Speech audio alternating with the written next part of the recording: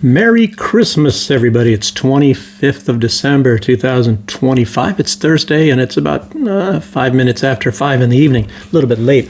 So this is probably not going to get uploaded until morning time, my time. As you know, it takes many, many hours, so it's going to be a long time, maybe 12 hours to upload this video, unfortunately. I mean, it's something about being in Minsk, and Google doesn't seem to get along with Russia, and Belarus to them is Russia, so I don't know. There's some kind of a deal I don't understand at all, and of course there's partly to do with, we could get under drone attacks by Ukraine over here, so they have some kind of a tactical jamming devices operable, I believe, and it depends on where you're living in Minsk, I guess, or maybe in Belarus altogether. As you know, flying drones, private people, it's not allowed. You need a license. And not many people have a license to fly drones in Belarus. So, they take it seriously. There have been quite a few drones from Ukraine flying over into Belarus. So they just decided not to allow people to fly drones. You can have a drone, but you can't fly it, I guess.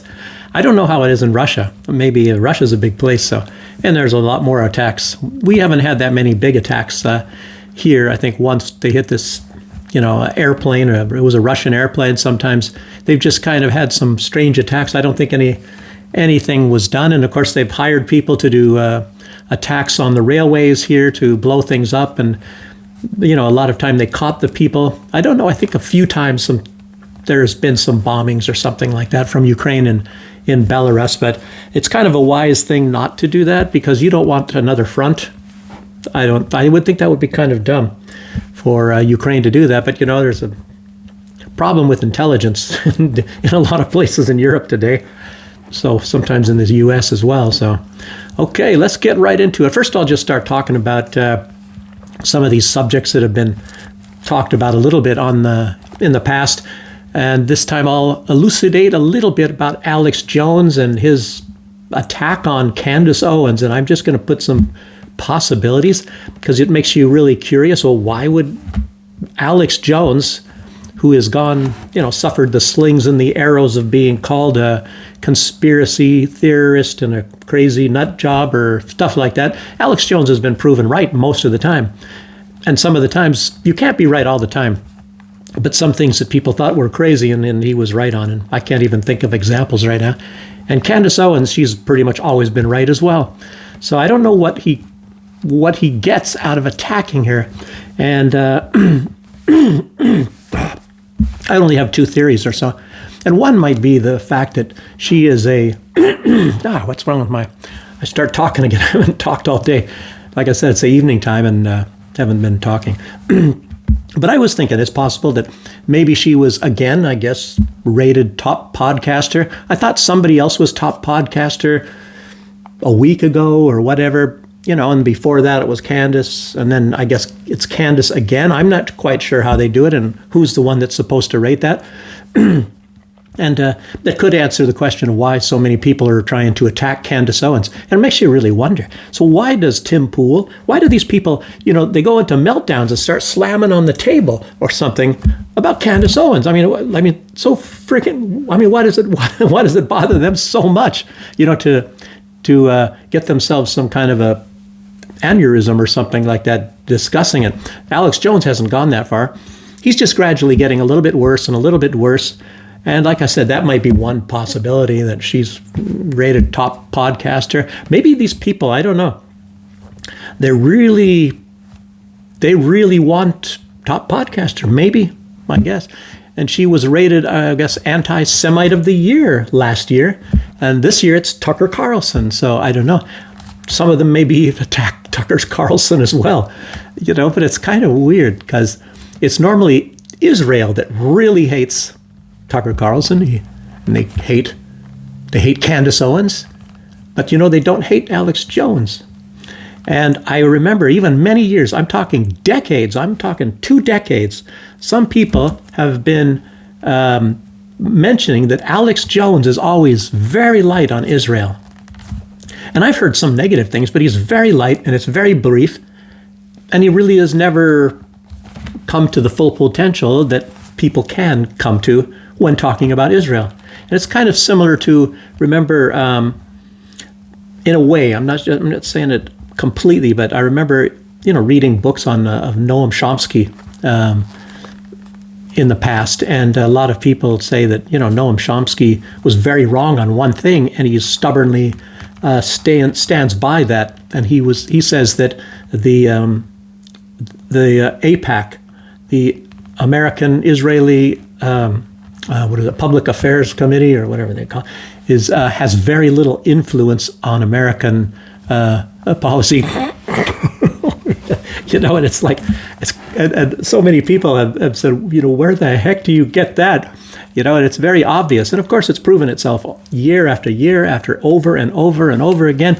And you get all these politicians, and they rush up there to be speaking at the Israeli lobby at the conference there. And now, what's strange this year, you had this little group, this Turning Point USA, and obviously, as you guys all know, that's tied to Israel as well. So it might also be, it's another branch of AIPAC, you could say. And Charlie Kirk was not liking how things were going, and that is a well-established fact. And Candace Owens has exposed that, and that's a main reason why they go after Candace Owens, because a lot of these people are, for some reason, shills for Israel. And you start to see how deep that is, how incredibly deep that is. How these people, and it's like who owns the U.S.? Is it the Americans or is it the Israeli government? It's like it's pretty, it's very strange. And you see Donald Trump. Donald Trump, he's kind of in some ways admitted that he's an asset of Israel. You see Mark Levine and Ted Cruz admits it.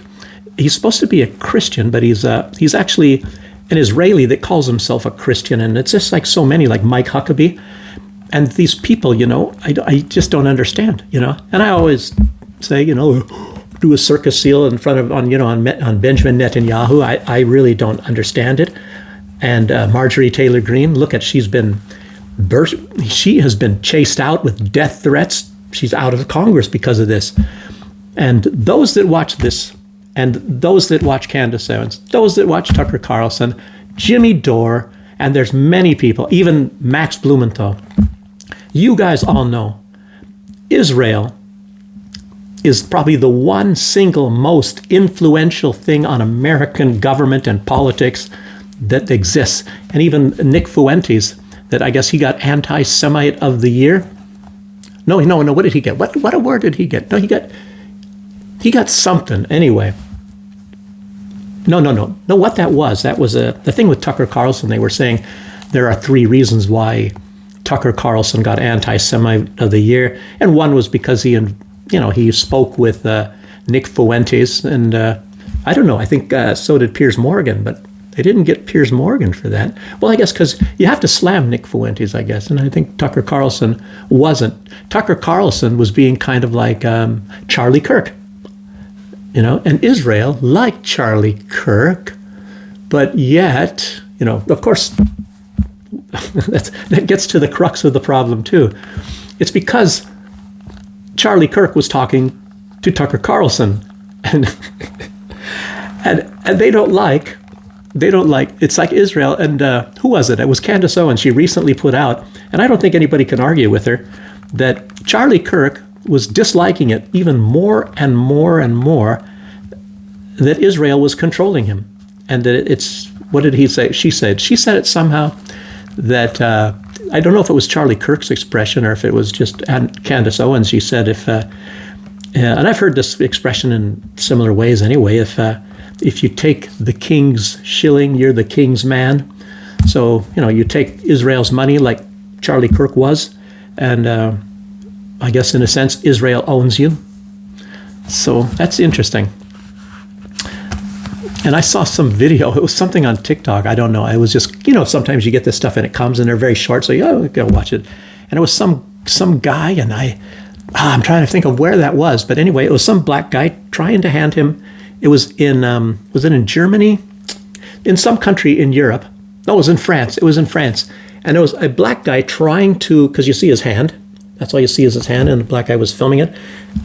He's trying to give some money, and it's like 400 euros to some, looked like a poor French guy, a skinny young French guy. And the guy said, no, I'm not going to take it. And he said, why? And the guy says, because I'm French. So I don't know.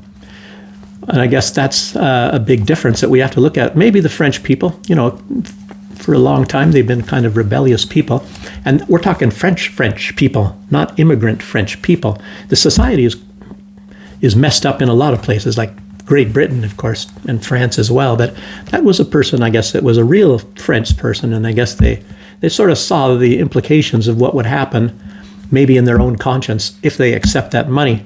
And I don't think the person has anything against black people. He was being polite and all that, but that black person apparently was a migrant, and maybe in his own conscience, he could not take that money.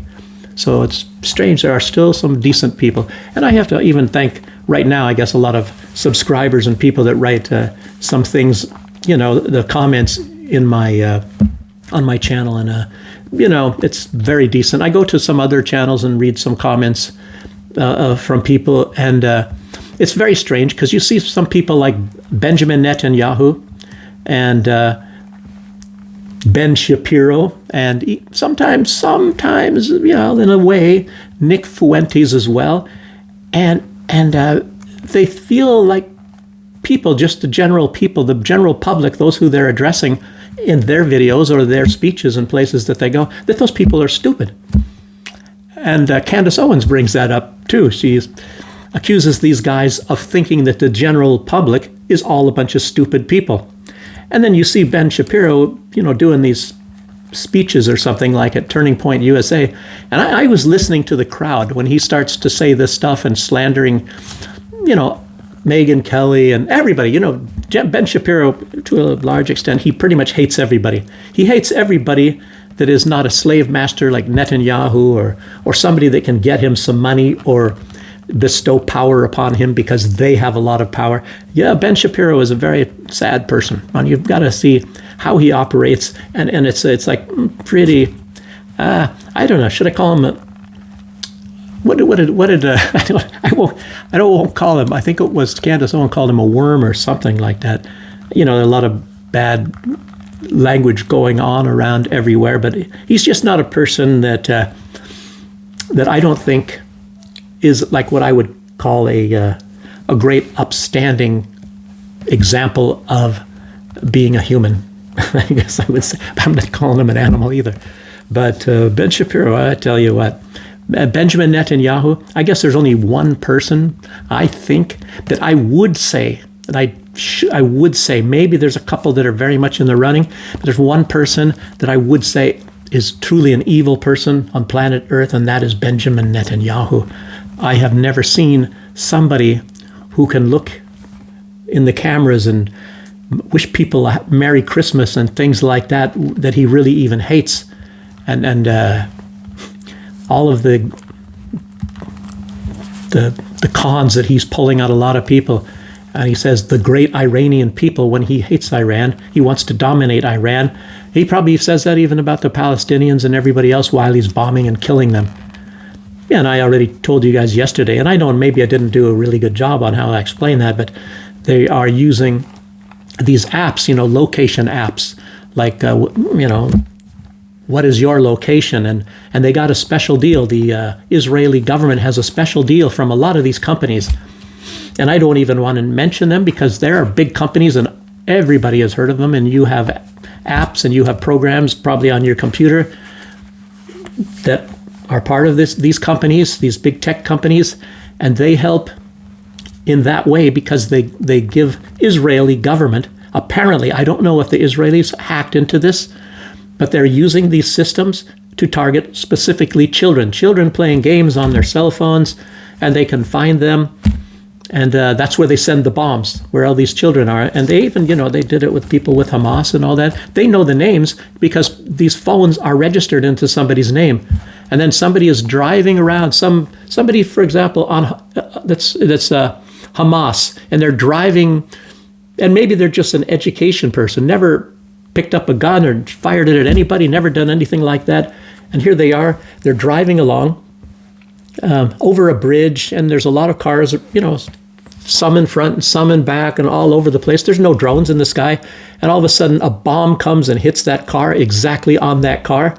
And that's because they track them with these apps, and they know their children, and probably the cell phone is registered to the father.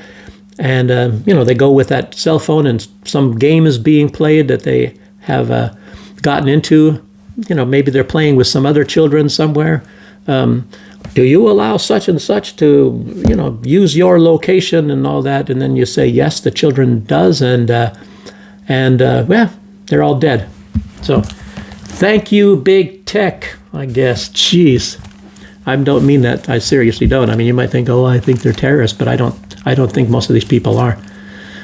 And all these people in these big buildings and things, and I guess, what do they say? I don't know. At least 300,000 people are still missing, Palestinians, from Gaza. Oh, but don't worry. They have just approved, I guess, 19 more settlements in the West Bank. They've moved the yellow line. I mentioned that in one video. They moved the yellow line in, shrinking the Palestinian part of Gaza more and more, and they're going to keep on moving that until it gets shrinking more and more and more. They're going to take a couple more kilometers here and there, and that's the way they're going to get that territory. And Smotrich, was his name Ben? I don't know, but he's the finance minister of Israel, and he just announced that it's been approved by the Knesset that they're going to take these 19 more settlements and from the Palestinians of the West Bank. He came out and admitted that it is, the reason why they're doing that is to block a cohesive territory for there ever to be a Palestinian state. That's why they said that. Yeah, and this attack on this Bondi beach, I think ahead of time, Netanyahu was telegraphing that this was going to happen because Australia decided that they would recognize a Palestinian state. And Netanyahu told him that was a mistake. And lo and behold, look what happened weeks afterwards. And but it's so handy, isn't it? And then I guess there was somebody on some video saying, well, he's now going to move to Israel because he doesn't feel safe in Australia. And so that was a big part of that as well. And I guess that's one reason why they're going to be taking over more and more parts of the West Bank and even Gaza to move in more settlers. They need people to settle. I mean, if you can take over this land, but if nobody lives there, you can't really take it. It's not like homesteading rights or anything like that. And of course, Israel has always been building a fence, what they call a fence, and people were saying, oh, that's not so bad. If it's only a fence, at least it's not a wall. And now we know why it's a fence, because they can keep on moving it and taking more and more territory. Benjamin Netanyahu, he even admitted that decades ago, that they're going to keep moving it. So there they go. And like I'm saying, more and more influence. Donald Trump, he doesn't care if they're taking over more. And I don't know, has he ever lifted a finger to do anything for the Palestinians, ever? But he's a fair guy. I don't know. And it's terrible when you have a president of the United States who's supposed to be an honest broker, and yet he says basically that he does anything for Israel. He's never said that about Palestine. Just saying, yeah. But along with this Zio-Nazism, that's Zionist Nazis, and I said there's some, I think there's two Israelis. One is, I think is subscribing. Somebody said they were going to subscribe, and I think they're an Israeli, or maybe they're just Jewish. I don't know. And so many people, whenever we're talking about the Jews or even Israelis, and there's this big problem that we're actually forced to act like they're one and the same, and they're not. They're not one and the same, and there are different types of Judaism, just as there are different types of Christianity. And some parts of Christianity don't accept the other ones. Some people don't like the Jehovah's Witnesses. I don't know much about them.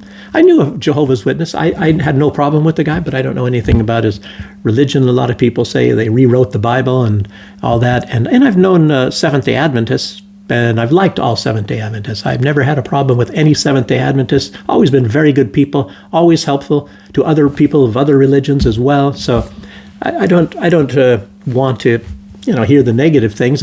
I'm just gonna. If anybody says anything, I'll just say I've never had a problem with them, and I find them as all legitimate and helpful and very kind people. So, and I don't know, Methodists. Some people talk about Methodists. I don't know what is them. I have not the faintest idea on any of these things, and I just don't. I don't know. I have a weird view on religion. I don't become a part of any religion, but I accept anybody of any religion as long as they're not doing any harm to me, or in general any other people. I don't know if it's possible not to harm people at other times. I don't know, but you look at like George Bush II, who was the president, and he really believed in bombing people as well. Trump, who knows what the heck Trump is? He's admitted at least a couple occasions. He said he's Jewish. So I don't know. What is Trump? Normally it was practically impossible to become president unless you are a Protestant Christian. And I believe John F. Kennedy was a Catholic, and I think he was the only one. I don't know. And Johnson, apparently Lyndon B. Johnson, I think what they say is he's a closet Jew. He was in truth a Jew, but he said he was a Christian. And he had a lot of skeletons in his closet. But anyway, that's for somebody else to do. I'm not an expert on Lyndon B. Johnson, and you just hear a lot of stuff about the guy. And he really, really, really covered for Israel, back in 1967, as Israel was killing Americans who were putting bombs in movie theaters, bombing post op. They're trying to make it look like the Egyptians did it, until they got caught. And then they attacked the USS Liberty. I think it was 38 people they killed. And even the United States government would not help the USS Liberty. You know who helped them? I think it's they put out a distress signal. First the Israeli planes were going by, and the Americans were, some that were on off duty, they were sitting on the deck, in the sun, and they waved to the Israelis. The Israelis waved back on the airplanes, and then I guess soon the Israeli planes or some planes came back, and their markings were painted over, so you couldn't tell who they were, but these people knew that they were the Israelis. They just painted over the markings, and then they started attacking, and as the people started to leave, and I guess it's a war crime if you try to flee a boat, like in a life raft, and the Israelis machine gunned the life raft and killed people in that way, and that's a war crime, and I guess they get away. And I guess that life raft, I don't know if they had only one or if there were multiple, but they display it very proudly in a museum in Israel that they shot and killed a lot of Americans trying to flee on a life raft in violation of, or violating, or causing war crimes, however you word that. Anyway, so I guess they're proud of that. I don't know. For some people, there are no rules, and a lot of time it's the U.S. government. And Donald Trump, if he's a Jew, that's why I guess there are no rules for him either. He can do whatever he wants to do. I guess that's how that works out.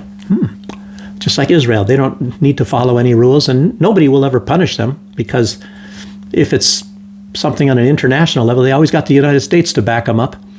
And otherwise, if it's like a personal level, if you try to block them or say anything bad, you're an anti-Semite, Holocaust, something like that. You guys all know that. And so, it's your fault if they did a crime, and you can't say anything about it. Yeah, I don't know. Very strange. That's how that is. And I really would love to talk to Max Blumenthal. At least he's one that I know that he knows about all of this stuff. And he's probably a person that would probably save Judaism. And I guess a lot of Jews are even afraid to talk about this, and they're like pressured that they have to go along with all of this too. So then that actually furthers it and makes people dislike Jews, or maybe it's furthering anti-Semitism to make you hate the Jews, because the ones that are decent are not allowed to say anything, because they will be attacked and they'll be called a self-hating Jew or something like that. So quite a predicament. You could talk all day about all of these things that you pick up over the years, about how they persecute the Muslims and slam them. It's incredible. Like I said, even this guy, what's his name, Tommy Robinson in the UK, and I guess he works for Israel for the most part, and he goes to Israel, and he's against all of this migration, and that's not a wrong topic. I mean, it is absolutely true. The government, for some odd reason, such as in Germany and all, they try to flood their country, and the majority of these people, I guess, are Muslims, and some of them are very bad actors, and they just let them flood on in.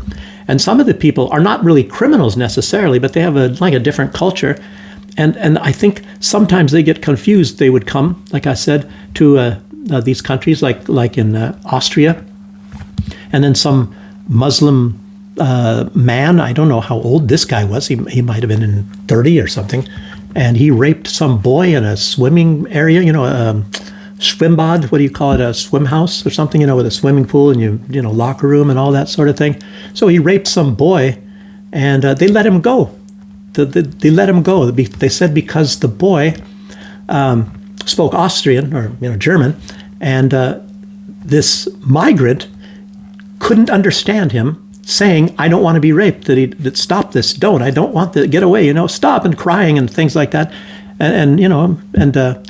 So he didn't understand him, so they let this guy off, when he raped this boy. I mean, things like that have happened. I remember near the town that I was at, it's actually kind of funny, too. There was somebody, I don't know, maybe they'd never been to a swimming pool. I don't know where I don't say Muslim, I have not the faintest idea. Somebody from some country anyway, but it was a migrant, and it was in a swimming pool, where maybe you get 50 people or something at a time swimming in there at one time or whatever like that. It was in Zwickau, Germany. And somebody pooped in the pool. So you have a floater sitting around out there, and I guess they had to evacuate the pool and drain the water and all that kind of stuff. So somebody didn't know you're not supposed to poop in the pool. So, anyway. I mean, who would have thought? I don't know. It's a free country, I thought. He did it in the rivers, did it in the lakes. I mean, hey. I don't know. And okay, let's keep going. Maria Zakharova, she came out. She is the Russian spokesperson from the Russian Foreign Ministry, and she said that something I've been saying. And I actually kind of, in a way, said it like just a minute ago. That she said it like a doctor, like it's a diagnosis that the West is suffering from a mutant strain of Nazism. And she's not talking, it's not about Israel this time. She said it's comparable to the outbreak witnessed 8 decades ago, and started in Germany at that time. But, it's like I didn't really even know myself. I studied history, and I took a class or so on Europe. I think it was 1870 to 1914. And I sat in on some because it's fascinating about World War II, maybe from 1914 to 1945, like this. After the First World War and up until the end of the Second World War, and all that, and I didn't sat in on the whole class, but a lot of the lectures, so I didn't have to pay. The class was so big; it was my favorite professor. I told you guys all already about, and the classes were so big you can sit in there. Nobody knows who the student. He didn't really care probably anyway. He's absolutely fantastic. I don't know if people have filmed him actually giving lectures. He goes back and forth on the stage, like he's marching, like he is there, right there, and he's telling you all about what is going on. Absolutely incredible. That's why he was recognized by President John F. Kennedy and President Nixon and Queen Elizabeth for his lectures. He didn't write books, but he was a fabulous lecturer, and people would go there just to watch him. It's like as entertaining as a movie, and you're right inside of history. He was very, very good and all that. But but anyway, learning a lot of things from him. Professor John Bridgman, Jon Bridgman. You can look him up. I think somebody's recorded him, and you can find things on YouTube with him speaking, about that.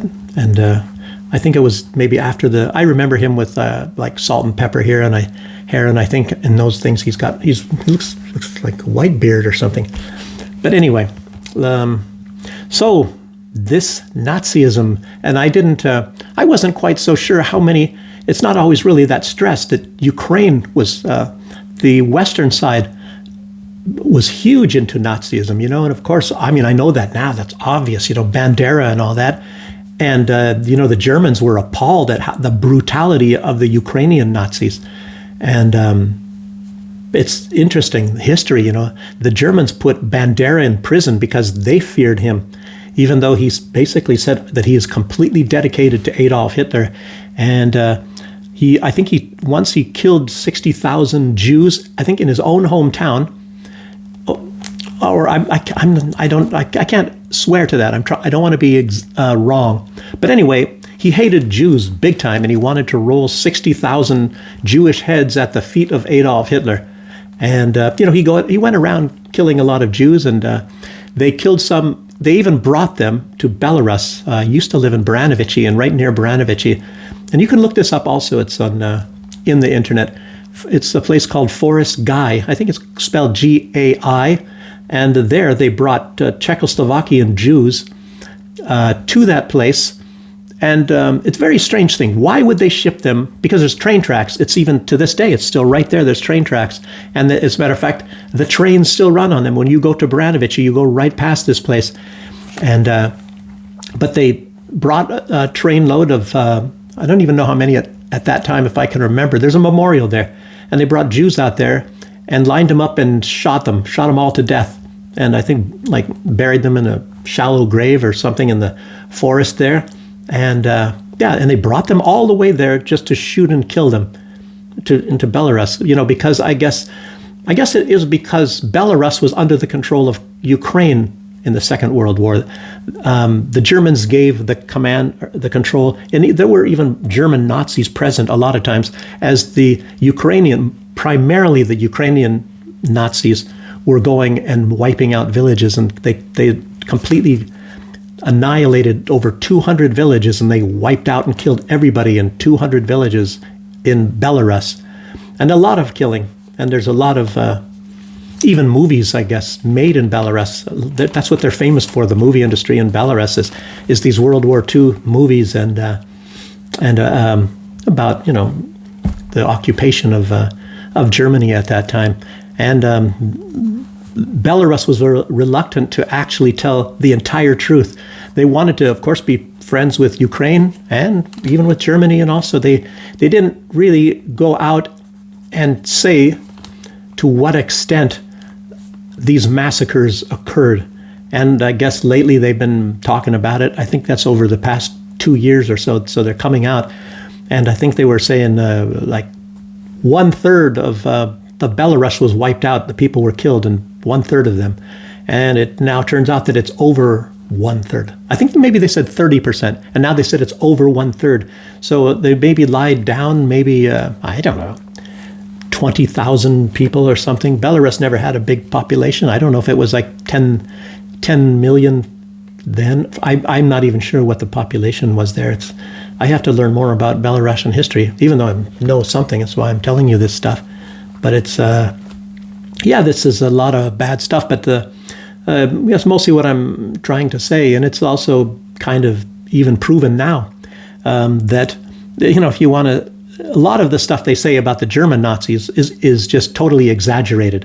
And it's I don't even know, is it allowed? Because I see some people kind of dance around it, and they know for sure, and they don't come right out and say it. But this number of 6 million Jews that were killed in World War II is a complete and total fantasy. It was far, far less than that. It's not even 1 million. It's not even 500,000. So they really, really exaggerated on that one big time. There is absolutely no records. It does not exist. You can go to all of those camps, and they have the Red Cross records, and they did total them up after World War II. And for some odd reason, they don't show you this microfiche, but there are copies of that, and you can find it from the Red Cross. And how many people, not Jews, people died in those concentration camps. And then there's also a question, were they killed on purpose, or did they get typhus and sicknesses and things? And it's a lot of exaggerations. And I'll tell you what, for the American side, and there are documents, and they do exist, I believe they still exist, they at least exist online, that it was against the law to be spreading all of these lies and propaganda about the Germans even then, after World War II. It's very strange to inflate these numbers and to say all of this stuff.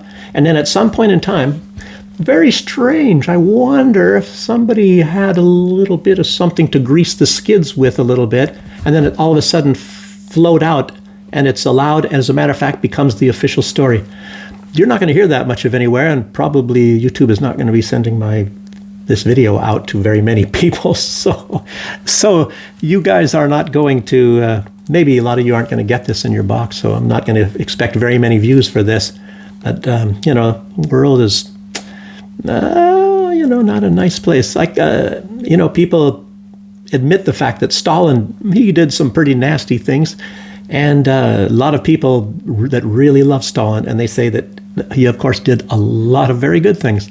And it's kind of like, I guess, what did they say? A dictator? So as long as you're doing what they tell you to do, I guess, you're fine. So he did a lot for the people, and he built things for the people, and it was for people. It was not for rich people. It was for all of the normal people. And so he had a big heart for that. And I guess when Stalin died, he had 2 suits, 2 pairs of shoes, a couple pairs of underwear. He had no bank account, zero. He had $0, 0 rubles. He had nothing. He had no money. When he died, he would be considered the poorest of the poor. I mean, sure, he was the head of the state, and he had privileges, obviously. And it's just a very strange thing that he did not believe in such a lot of big ownership of things. It's strange. I don't understand it myself. And maybe it's fake. I don't know, but that's pretty well known, and that's even people that hate Stalin will admit that. Anyway, I didn't want to wax into this stuff. I'm going to probably make this too long if I keep going off on these weird tangents like this. I know some of you guys like it. I know you said, yeah, keep doing it. You guys like kind of these weird stories of things from some old guy that studied history and, I don't know, find certain things interesting. So let me keep going, I guess. So, yeah, I was talking about Maria Zakharova. What did she say? She said, in the 21st century, the Nazi mind virus has mutated into Russophobia, which the West has succumbed to. But it's not really Russophobia. Russophobia is fear of Russians. I guess, and it is in a way that, but I kind of made my own term. I just say the Hate Russia Club or something like that. To me, it's because it fits a lot more. I mean, these people, they're stumbling all over themselves and spitting and can't sleep, and they're yelling and screaming and pounding the table because they hate the Russians so bad.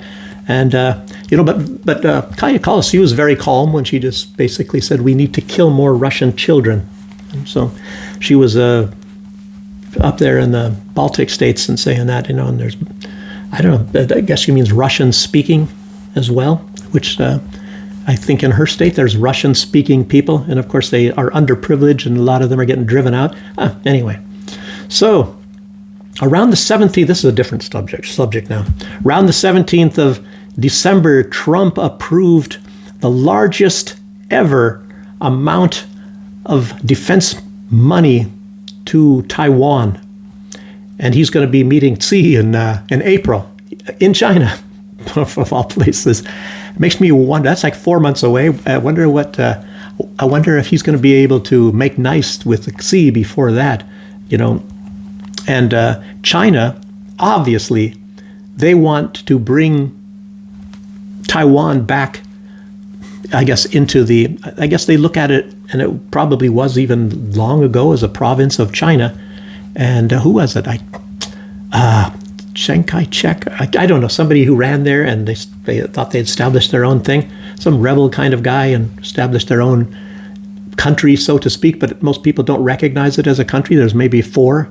One of the ones that did recognize it is where I used to live in the Caribbean, was St. Vincent and the Grenadines. And I think there might be only 2 countries in the Caribbean, and maybe there's like 4 or 5 in the world that recognize Taiwan as a country. All the rest of them are on the side of China. So that was kind of and I don't have anything, and nobody in China has anything really against any of the people on Taiwan. But it used to be a part of China, and then a rebel took it, and they want it to come back to China peacefully, and the United States doesn't want that. The United States, they want to keep countries down. That's part of the doctrine of the United States, as you know. It is a doctrine. trust me, and you know that it's a doctrine, is to try to sow this contention and hatred in places wherever they can. Chechnya and Russia, and Ukraine and Russia, anybody who they consider an enemy. And they probably also want to maybe mix in, I don't know if they're sure, Azerbaijan and Armenia, and they're doing a lot of this stuff everywhere. Or the European Union against Hungary, and I don't know. Donald Trump is definitely a little bit different, but I don't know, it's still there. You still have that potential. So 11 billion, the biggest ever. And it's not been approved yet by the Congress, but it's expected to be definitely to be approved by the Congress. And I guess some of the weapons are like howitzers. There's the usual javelins and the HIMARS and ATACMS, all the stuff that Ukraine gets, and more if you act now. I don't know. So what else? Okay, weapons also continue to flow to Ukraine, not necessarily from the United States, but there probably is. I just, we don't know about it. And, it actually does. They flow to other countries, and then they forward them on to Ukraine, and it's pretty much known that Ukraine, if some of this is going as a loan, and that's why Zelensky was so happy to try to get loans, is because, he never has to pay it back, that's for sure. And Ukraine is probably never going to be able to pay that back. And you'd think that the European Union is going to be happy if Russia finds some place to stop and they don't take over the whole country, because they probably won't get any of that money back. And how much is it? That's, I think, 46 or 48 billion euros that they're going to be floating in the direction of Ukraine. Actually, I don't know how they're going to do that. I guess the central bank, because I don't know if there's going to be, if they say they're going to borrow on the marketplace, I don't see that there's going to be any big firms that are going to be loaning that to the government to loan it to Ukraine. I don't know. I think BlackRock thinks they're probably a little bit overinvested themselves right now, and they're kind of And BlackRock, that's a thing. Vanguard, BlackRock, and then you got the little ones like Rosemont, Seneca, the Biden-controlled thing. Okay, but let's keep going. A few days ago, Japan sent $6 billion to Ukraine. I think that was a loan too, but good luck getting that back. And I think there was like no strings attached. I guess they just said defense, and that's a new prime minister. I don't know if it went based on her rules or whatever. Maybe she's not quite knowing what the heck is going on there. She smiles a lot, and she just gave them $6 billion of the Japanese taxpayers' money. I think it's like a one-time. I think it was maybe it was Zelensky that called it a contribution. I don't know. Yeah. So Politico, they put out that when the EU sends the 48 billion of the frozen Russian assets to Ukraine, the EU taxpayers will be paying 3 billion euros a year in interest for that loan. Wow. I don't know if it's for the entirety of the amount, or if it's just for this 48 billion. It wasn't specific, but they have to pay 3 billion a year for the interest on that loan. Wow. And Japan, they just gave them 6 billion, so they have it better, giving that as a free gift, because they're not, the people in Europe are going to lose their money, all the taxpayers. And they're going to be having to take, as a collective, 3 billion out of their pockets every year just to pay the interest on it. Wow. Yeah. Hunter Biden, that was really interesting.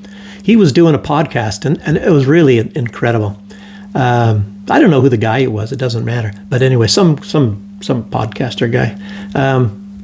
It was like a day or so ago, and he said, and this is his words, "I was very, very naive about what a viper's den Ukraine is.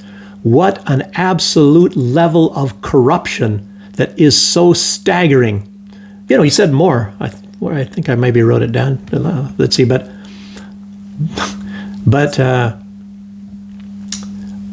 what he wants to say is like what I've been saying for a long time, for years. And I've heard about that even before I came over here. I was hearing about the things about Ukraine, and then you hear even more, you hear about all the drug trades and the organ trade, the weapons trade, the human trafficking, child trafficking. And then they're sitting there talking about Putin, child trafficking, when they are the ones that are doing it. And a lot of these children that they have found, and it is a fact, they show up in Germany. And how did that happen? Did Putin send them over there? Well, then why didn't Germany turn them in? That Putin brought them over there, or that the Russians brought it over there. I mean, heck, you can say, oh, it sounded like Russian, Ukrainian and Russian. They sounded, it was a Russian, I think, brought it over, these children over here. And you know what they were doing in the Kharkiv region, and that was put out.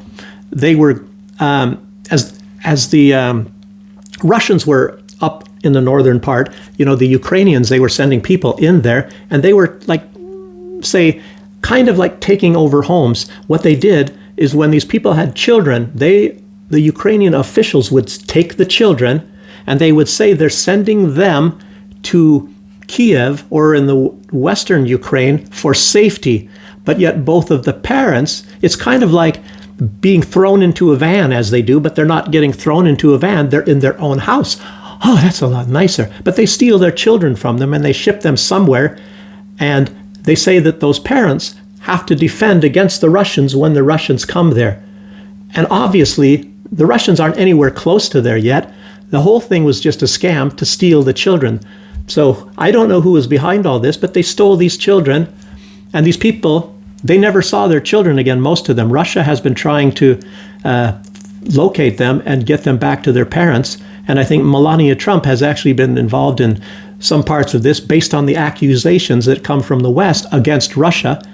And Russia has, total transparency. They've said which children. And then I think, what is it in the West? Lindsey Graham. Why do you have to hear any more than inside Lindsey Graham? Oh, there's going to be some corruption going on there for sure. And I think he was saying 1,200 children or 12,000, I don't know, some big number. And of course, it's nothing anywhere even close to that. I think altogether, it was 300 or something. And that was years ago. And most of them are all reunited with either parents or relatives. These were orphans, by the way.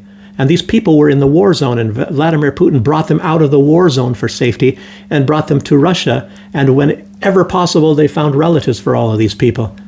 And Ukraine refuses to give the names of whoever these, or Lindsey Graham, just like the people in Bucha, where this massacre of that Russia was supposed to kill all these people. They refuse to give any names of any of these people.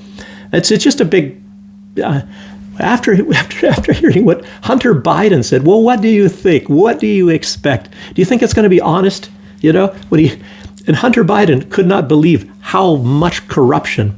He said it was staggering. The level of corruption that is so staggering. Like I said, that was his words. And it's more than just, they have these call centers and they call you.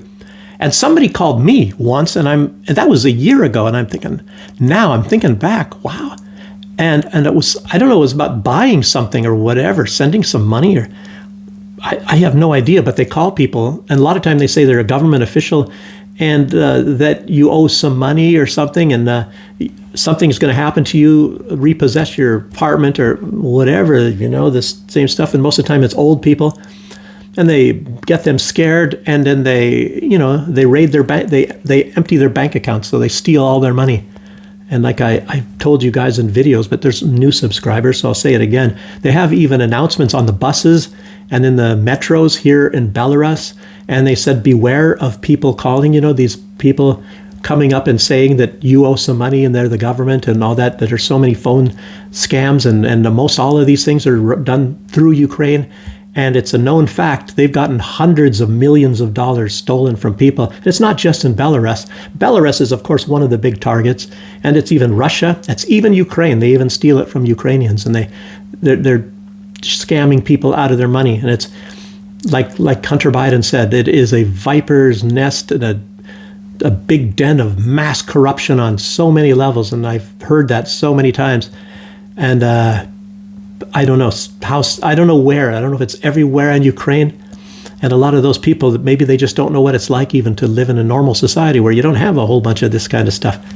And I don't know if it's gotten to the fact of, I don't know, murders, people get robbed and stuff like that. And then, of course, in Poland, a lot of them want to kick out the Ukrainians because they start a lot of fights and there's some robberies and they won't work and they just get money from the state, from the government, same as in Germany. So they're getting kind of fed up with a lot of these Ukrainians. So, and and it's like it's mostly it's a lot of the fault of the West, and they make it like, I don't know, they come up with these scams, even like they did with migrants back in the early days of migration, when they started bringing migrants into Europe and all that. And there's even girls, pretty young girls, and there was one even, there was a diplomat's daughter, and she was like befriending some migrant guy who had a family and kids, and then the guy raped her. A huge black guy. They showed pictures of him, a beautiful young girl, things like that happening. And anyway, it's just so much like corruption and things like that in the government allowing all of this to happen, and they were welcoming the Ukrainians as heroes. And a lot of the Ukrainians, they go there and they think, we are a privileged. And of course, a lot of times that's how they're brought up. That is seriously how a lot of Ukrainians are brought up. It's very much like what Adolf was trying to do in Germany in those days, or just like it is in Israel. And there are Israelis here going to school. Like I have a friend, and he's going to medical school, and there's a group of Israelis. There's a group from India, and he's like the only American there. And he said he likes the Indians from India much, much better. And he said he normally doesn't like a lot of, dark-skinned people coming from other places or whatever. He comes out and admits it. But the Israelis are so incredibly arrogant, And, you think that they're told all their life that they are God's chosen people and, the master race. And it's very much like the Ukrainians. So they're told that they are better than everybody else. And of course, the scum of the earth, as far as they are concerned in Israel, is the Palestinians. And is Ukrainians, it's the Russians. So I always like to equate what is going on there in Israel-Palestine area as it is the Ukraine and Russia thing, But the problem is the Palestinians have virtually no power whatsoever, and they can't defend themselves or anything. And up here, it's different. The Russians have a lot of power. So the Ukrainians, I don't know, whatever possessed them to think that they are going to master and conquer the Russians. It's a very crazy things. You got to see this stuff. They have these children films, and they always show the Russian, as a lot of times in the West, how we're told to depict Jews, like a sneaky kind of a hunched over or something. They make it look like the Russians are like that in Ukraine, and dirty, and that they don't have toilets, and things like that. And it's like, I don't know. I think they import toilets from Russia into Ukraine, but yet they say the Russians don't have toilets, and they really do. It's incredible stuff. You wouldn't even believe it. You would not believe the indoctrination and the brainwashing that the poor Ukrainians go through. And it's anyway, you guys already know this stuff, I guess. So, and Hunter Biden, yeah, but all of that corruption. And I mentioned before, what I didn't mention just now, what about the chemical and biological laboratories? And of course, a lot of the ingredients for the chemicals, they come from the United States. But they're probably still on the way. But they're not weapons. I don't know. They still have a lot. I don't know. I don't want to even talk about it so much because it's not talked about by the Russians so much. So, and anyway, Hunter, what does he want to tell us about his family and his family's involvement in a lot of this stuff? So, and another thing he said, almost in the same sentence as he was saying that Ukraine is a kleptocracy and part of a system that is a kleptocracy. Somehow that's a little bit paraphrased. I didn't get his exact words, but a kleptocracy, as you know, it's something like it is a government or organization thing or something that robs the resources of a country, for their own profits. I guess that's what you call a kleptocracy, stealing your own country's resources and enriching yourself without it going to the country. And that's what Hunter Biden said that Ukraine is. And Hunter Biden was in Burisma, and it makes you, I guess Hunter Biden would know on how that system works in Ukraine, as you all know.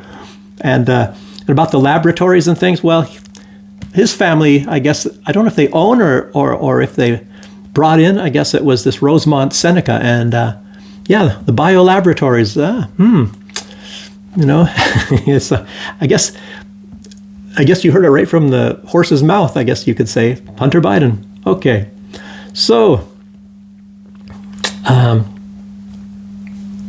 yeah, it's what let's say I wrote the definition. It's a system designed to be ruled by people who use their power to steal their country's resources. So that's what it was all about. If you guys remember, another thing, this is a different subject as well. Trump, when he was threatening India, if India continues to buy Russian oil, that they are going to get higher tariffs.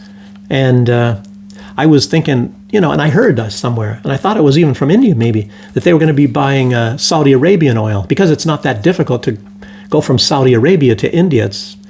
But apparently they are still buying Russian oil. Of course, Russian oil is cheaper, but they're still buying that. And Trump had imposed 25% tariffs on India anyway. And if they buy Russian oil, then they're going to be paying 50% tariffs. And India has decided they're going to keep on buying Russian oil. I guess it's cheaper than importing the Saudi Arabian oil, apparently. Or maybe Saudi Arabia doesn't have that. Maybe Russia's giving a rebate. I don't know. But they're moved even closer together, Russia and India. They've already had a really big friendship. So it's actually a much bigger friendship between India and Russia than it is with China and Russia. As a matter of fact, China and Russia really didn't get along for a long, long time. You're talking many, many decades. And it's only, I guess, since the friend of, the enemy of my enemy is my best friend sort of a deal. And, the United States, they want to go after anybody that is powerful. And like I said, that is a doctrine as well. Anybody that can pose any economic threat to the dominance of the United States is considered an at least economic enemy of the United States, and that is in doctrine. Trust me on that. I remember hearing that. I just don't remember the exact wording on it. Some other people, I think you can find some historians, actually I'm a historian in a way, but some practicing historians, and they could probably tell you maybe the exact wording and maybe even where that exists, if it exists in an official document or not. So anyway, 50% tariffs for India. And I remember Donald Trump was floating the idea that anybody that buys anything, and this was not long ago, this was a few weeks ago, anybody that buys anything from Russia is going to be suffering from increased tariffs. I don't know, he might come up with that again. You heard it here. You're thinking, they're trying to warm up a little bit to Russia and all that. And apparently they now have, I think it's a 20-point peace plan. It started out at the 28-point peace plan, and then they went to Ukraine. Ukraine whittled it down to something different. And then they went to Russia, and Russia said, these are our things, and it's just the same as it always has been. These are our requirements, and I guess that was no reason then for Wycliffe and Kushner to go to Ukraine, so they went directly back to the United States. Actually, they were supposed to meet with Zelensky or something in the UK. Zelensky is, waiting there with a bouquet of flowers and stuff, and then they said, no, we're going right to the United States. So, it didn't work out there. But then just recently, the Ukrainians had their delegation there, and now it's something different again. And apparently, there's a lot of people are saying that everything on there, I guess there's 20-point plan now, none of it is acceptable to Russia whatsoever. They completely changed everything. And as you all know, the European Union and the Ukraine are trying to snatch victory out of the jaws of defeat. They are a defeated military, and there's no doubt about that. And for a large extent, everybody's believing, and it's probably true, is the European Union and Ukraine are stalling for time. They're going to need a lot of time because they're trying feverishly to build up military so fast to prepare themselves for a war against Russia. But I don't think they're going to be anywhere close. To me, it looks like they're actually probably at least a year away. At least a year away. They were trying to push this up to starting a war, provoking Russia to start a war with them. And originally was 2030, and then they were talking 2039, and some people are now saying 2028. 2030, 2029, and 2028. I doubt very much they're going to go up to 2027. They're really going to have to get their butt in gear. I mean, and I don't know. They don't have that much money. There's nothing for the people. That's true, except for higher bills. Very strange predicament. Anyway, you hear enough about that stuff. I'll maybe talk a little more about it. I think I have some economic stuff in here. I don't know if it's about Europe, though. But Russia, Indian economy, still on track. It's still going in spite of 50% tariffs on energy. And Russia's economy, I believe they've pretty much wiped out their debt. Russia is doing excellently. They are doing fantastic. There are some things, there's a couple, 1% or something off, I can't remember, but their economy is definitely better than virtually everybody's in Europe. I think it is better than all the countries in Europe. And I think it's at least matched with the United States. And the United States, their economy is good because, they're able to exploit other economies, obviously, with tariffs and whatever ways, and go to their places and steal the resources as they've always been doing. You guys know the deal. Okay, okay.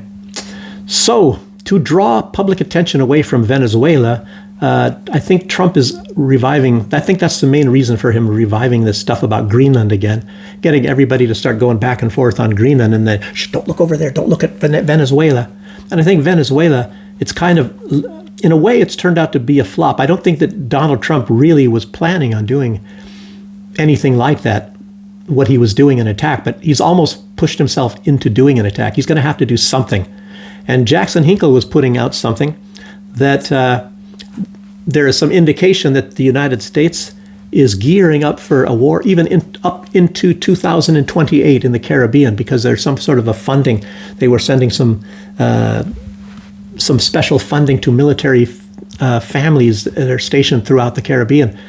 I don't know, and you'd have to watch Jackson Hinkle about that, and it's possible, but it also it could mean something else. So I'm not arguing with Jackson Hinkle. He found some things, some good facts. I like Jackson Hinkle. He's found some good facts, and it very well could be what he's saying. Like I said yesterday, he's the one that came up with this thing about the petrodollar, and that it's possibly more to do with the petrodollar, and it's definitely nothing to do with drugs. You guys all know that. But it's more to do with the petrodollar than the petro itself. And Donald Trump came out a few days ago and said, we have more oil than anybody in the world. So it's like, well, why do you need more? I don't know. But Venezuela has a lot of resources. And obviously, and who was that one person, I think in the State Department? I think it was the State Department, some woman, and she's come out there and she's almost pounded and saying, we got to get those resources. We got to take over Venezuela. They got so much wealth, and we got to steal all that wealth. It's like Donald Trump, he said, we need Greenland, so we're going to take Greenland. That's what he said. He basically said, he came right out and said that. Said, have you? And then why do they accuse Russia of being an imperialist, like that they want to take Ukraine? And they don't even want to take Ukraine. And they even said, you can have the Donbass, but just under these certain conditions, let them have autonomy within Ukraine. And Ukraine said, no, we want the Crimea. So we are not going to accept that one. So we're going to continue making war on you. They thought they were going to beat Russia. That's what happens when you come up with these ideologies that you're the master race. You actually end up believing it yourself. So they believed that they were a race of superhuman beings. And I guess maybe the Israelis are like that too, because they are chosen by God. And apparently what that actually means, this chosen by God thing, that it was some from a religious scholar that really studied into religion. I guess they majored in it for years. And they said it was the bloodline of Israel was chosen for something else, but it wasn't that they were chosen by God as to be the favorites of God. It was not that at all. So just so you guys know, and I guess you'd have to look into that a lot more. There's too much to go through studying a whole bunch of religions and comparing one to the other. So I stay out of it as much as I can. I just know that it's not chosen favorites of God. That's not true at all. So, yeah, Trump is also sending, I guess maybe it's another, pay no attention to that man behind the curtain sort of a deal. So he's sending surveillance drones over Nigeria. and they're trying to say, oh, they're killing the Christians there. And it's, Trump being a Jewish man, I don't know, but I guess he would do that maybe to make Christian people happy. But I guess last night there was somebody blew up a Muslim mosque, a lot of dead people and a lot of people injured very badly. And they said that there are people unrecognizable because they're blown up so badly and maybe still alive, but their faces are ripped to shreds and everything. So they don't even know who these people are that are still even alive and if they're even going to live. So it was a really terrible bombing in Nigeria, in case you guys didn't know that. And of course they were Muslims. Oh, what? They weren't Christians? I don't know. I don't think that really, Christians, why would anybody kill Christians anyway? And theoretically, they wouldn't even kill Muslims, but they've tried to, what do they say, militarize and weaponize and to anger Muslims so much for so many decades by provocation after provocation. Look at how the Israelis do that. And they've done it on purpose to militarize those people, to having to protect themselves. Otherwise there was no animosity, I guess, in the olden days. I guess, I don't know when, but I guess before Zionism came to Israel, they were good friends. Muslims and Jews and Christians all got along together. It's very much maybe like Russia today. Places in Russia where they have a mosque and like say an Orthodox church, and they're very close to each other, practically across the street. They even have picnics together. So they have picnics, they have their kids playing there, and they sit there talking together, and the pastors and imams and all, they're even very good friends, and they know each other. And they sit down together and probably tell jokes and everything else. I don't know. Maybe they throw darts and play games on the three-legged race and volleyball. I don't have any idea. But anyway, they get along. And very strange how they brought that in. And I think I've told you guys before that there's a book, it's up there. I should even go get it to show you guys. It's up on the bookshelf here, called Every Spy a Prince. And it's written by Israelis, three men, I guess. They were in the Israeli intelligence services. I'm not sure which one. Anyway, whatever. But I don't think Mossad, but something else. And they said one of the proudest things that ever happened to them was that they got Christians and Muslims to fight and kill each other. And when I was first reading this book, I was thinking this guy was confessing all these crimes and stuff that Israel was doing, to humanity as a whole and to other people and all that. And then by the end of the book, the guy is saying, I had the wrong idea. They're actually proud of that. They are very proud of everything that they said in this book. It's like, what? And wow. But anyway, so they work to get Muslims and Christians to hate and kill each other. So have you ever thought of yourself being a pawn in a terrible chess game? Anyway, so, and again, I don't want to be, like I said, attacking Jews or even Israelis, not Israelis of the past. And I don't know how many people in Israel are basically weaponized to be that way or not, to be, I don't know, you call it racist or whatever, to be, and so many, I don't know, there's a lot of them, and a lot of them are, like I said, pressured into it, So if you're a Jew in Israel or wherever, you're pressured, you have to also hate the Muslims and Christians and all that sort of thing. And, a lot of things by a lot of Jews, in Israel, I know, and I've seen people filming them, Christians filming Jewish settlers and all that, and they said, F Jesus and all that. If he ever shows his face here again, we'll kill him again and things like that. So, yeah, that's your friends there. And then Benjamin Netanyahu, I think he just had a Christmas greeting and he says, oh, our Christian friends and all that sort of thing. And it's like, oh, yeah, right. Benjamin Netanyahu, oh, I'll believe that guy. Yeah, more than Ben Shapiro or something. Well, Ben Shapiro, I don't know. Does he really lie that badly? He lies, but I don't know if he lies that badly. He's a what do they say, a grifter, a con artist. I don't know. Anyway, keep going, Duke. It's already over an hour. Okay. So they bombed that mosque. And anyways, what was it? I said Tucker Carlson got anti-Semite of the year. Is that, I guess, number one reason why is he called Zelensky. And even a lot of Jews in Israel don't like Zelensky at all. but he called Tucker Carlson called Zelensky a sweaty or rat-like person or something. He's sweaty and rat-like, you know. And I guess they said he lied. Tucker Carlson lied about Israel. There's no genocide there. Come on, where do you get that? Yeah. And that he interviewed Nick Fuentes. But you know about Nick Fuentes, so many people are saying that he's actually nothing. He's actually some agent from something. So he's like a plant or something. And so many, it's like somebody wrote that on in a comment. And I was sitting there thinking, well, you know, that is a possibility. And I, you know, because he's like, a lot of people say that he's incoherent, and he is incoherent, and he contradicts himself in certain ways. Like, he loves Israel, he loves how Israel does things, but he hates Jews and whatever. And it's like, that's just a strange guy, but he loves Israel.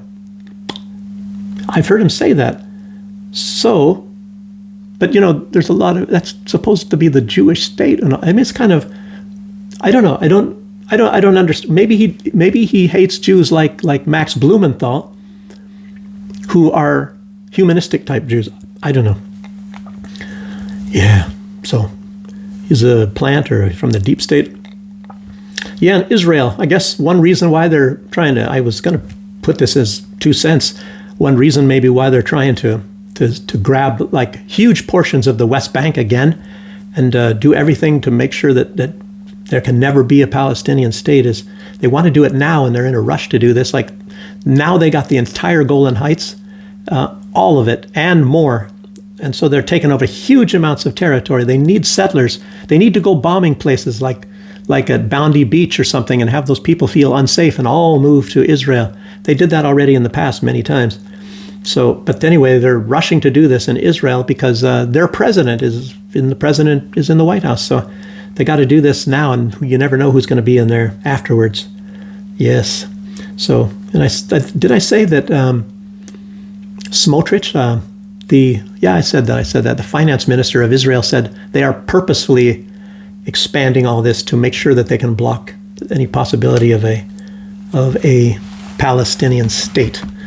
So there you have it. It's a long video, people. Again, I can't seem to get under an hour most of the time, but I appreciate you joining me, and I do appreciate the comments. You know, I like to learn things too, and that's a big part of one reason why I do this. And I don't know, to maybe keep it in my mind. If I keep repeating it, I can remember a lot of this stuff myself, and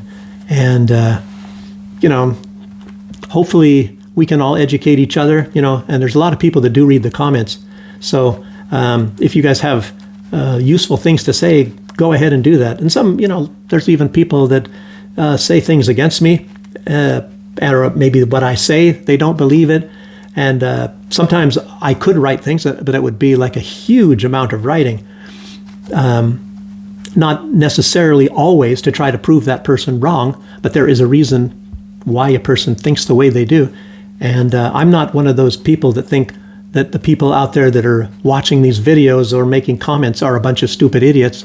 In other words, I'm not like Ben Shapiro or Netanyahu or Ursula von der Leyen that think everybody are idiots. I mean, it's an insult that these are people are insulting everybody's intelligence. So I get a lot of really good stuff in the comments and appreciate it. Okay, everybody, thanks for joining me, and I'll see you all next time. Bye-bye.